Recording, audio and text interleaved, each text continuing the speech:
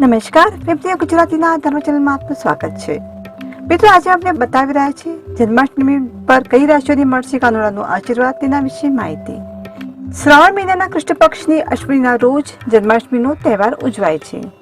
આ વખતે 26 ઓગસ્ટ 2024ના રોજ સોમવારે આ તહેવાર રહેશે.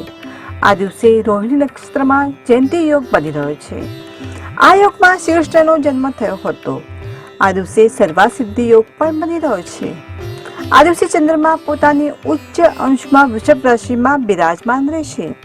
આ દિવસે શનિના પોતાની રાશિમાં કેન્દ્રમાં હોવાને કારણે શશ રાજયોગ અને ગુરુચંદ્રની યુતિના કારણે ગજ કેસરી યોગ પણ બની રહ્યો છે.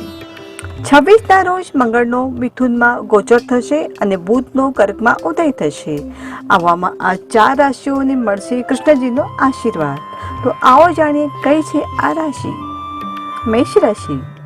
તમને ઉપરોક્ત યોગ અને સંક્રમણથી ઓચિંતો નાણાકીય લાભ થશે. પ્રોપર્ટીમાં રોકાણની શક્યતા રહેશે. વર્ક પ્લેસમાં તમારા પ્રયત્નો સફળ થશે. જીવનસાથી સાથે સમય આનંદદાયક પસાર કરી શકશો. પરિવારમાં ખુશીનું વાતાવરણ રહેશે. વેપાર, નોકરી અને કરિયરમાં પ્રગતિ થશે. ભાઈ બહેન સાથેના સંબંધો વધુ ગાઢ બનશે. વૃષભ રાશિ.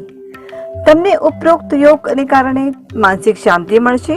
તમને તમારી હાલની ચિંતાઓમાંથી મુક્તિ મળશે. પૈસા સંબંધિત સમસ્યાઓનો અંત આવશે.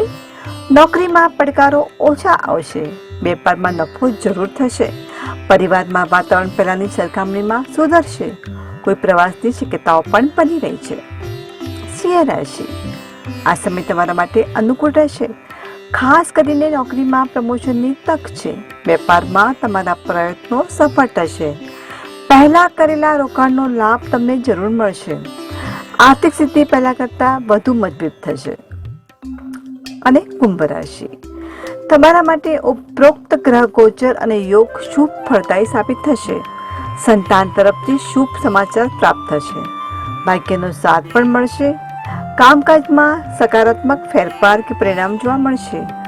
ઘર પરિવારમાં શુભ પ્રસંગોને કારણે તમારું મન પ્રસન્ન રહેશે. આર્થિક સ્થિતિ મજબૂત થશે. જીવનમાં મનપસંદ પરિણામ પ્રાપ્ત થશે. જો મિત્રો આપને મારા વિડીયો ગમ્યો હોય તો તેને લાઈક અને શેર જરૂર કરો. અમારી ચેનલને સબસ્ક્રાઇબ કરવું ભૂલશો નહીં.